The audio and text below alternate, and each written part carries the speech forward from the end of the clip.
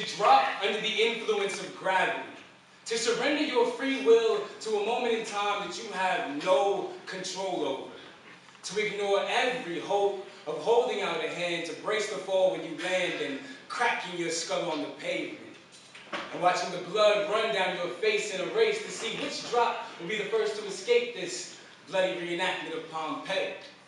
Man, sometimes it's not that bad.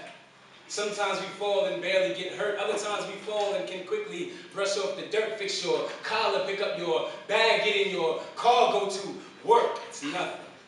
You fell and you have fallen before, and you'll probably fall in the future, so it doesn't really faze you at all. See, sometimes somebody will catch you, and other times somebody will let you fall. But sometimes we fall into another somebody, and that somebody becomes her.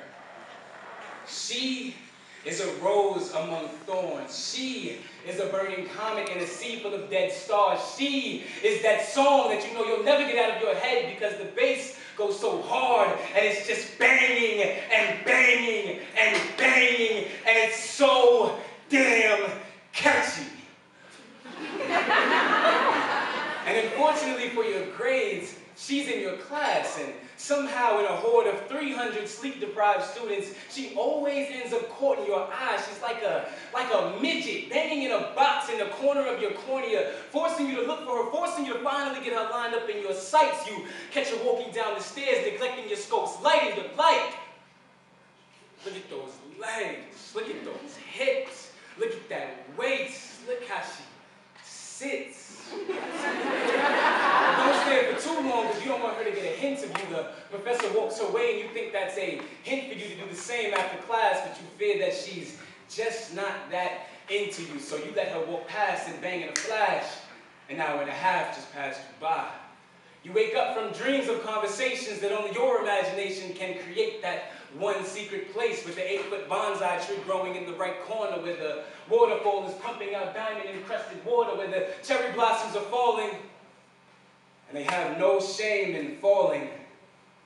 You sit opposite stone benches, staring into her face, the epitome of perfection. She puts her head in her hands and lends you her ears so that you can spill everything you'd imagine she'd want to hear. You're beautiful. And I really just wanted you to know that. For these past couple of days, I've been praying that you find a spare chance and give it to me. Give me a reason to shower you with my potential and be everything that you're into. I can spoil you with vacations to hidden islands where the ocean sports your scent, where the birds above hum your favorite hymn. I can hold you. Do you smoke? Maybe you drink. I can roll for you. This cancer stick doesn't blow for you. But the red hue is left on your glass from your lips as you finish a sip of our Hennessy-flavored wine. We'd dine for days, then fall like leaves in the fall. We'd fall in bed and leave imprints of our souls instead of bodies that could have potentially been there nights previous. And whether your position was a butterfly or something a little more deviant, I forget.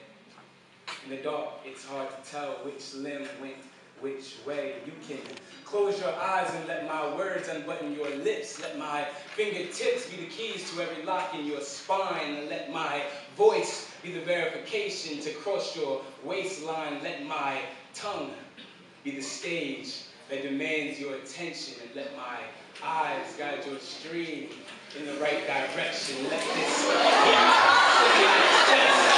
what sets your gates aflame, so that your rivers may run wide, and I can fall with no shame.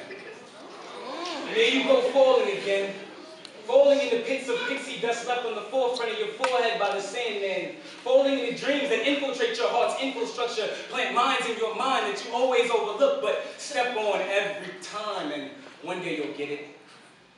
One day you'll see that falling is just a drop under the influence of gravity. To surrender your free will to a moment in time that you have no control over. To ignore every hope of holding out a hand to brace the fall when you land and cracking your skull on the pavement. But sometimes